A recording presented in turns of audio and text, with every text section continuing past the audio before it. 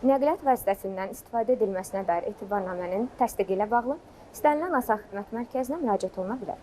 Bu xidmətlə bağlı sənədləri etibar edən şəxsin təqdim etməsi kifayət edir. Nəqliyyat vasitəsindən istifadə edilməsinə dair etibarnamənin təsdiqi üçün nəqliyyat vasitəsinin dövlət qeydiyyat şəhadətnaməsi, etibar edən şəxsin şəxsiyyət vəsiqəsi, etibar edilən şəxsin sürücülük vəsiqəsi və şəxsiyyətini təsdiq edən sənəd, tərəflər arasında qohumluq münasibətləri varsa, qohumluq əlaqəsini təsdiq edən müvafiq sənədlər təqdim olunur.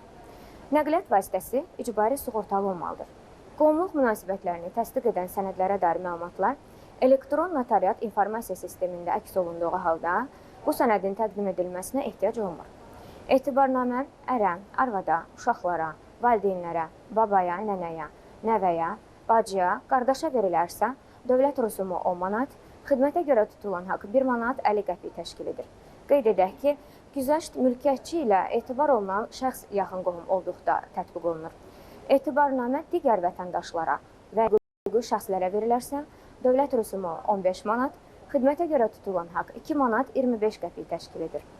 Etibarnamənin müddəti sürücülük vəsiqəsinin qüvvədə olma müddətindən artıq ola bilməz.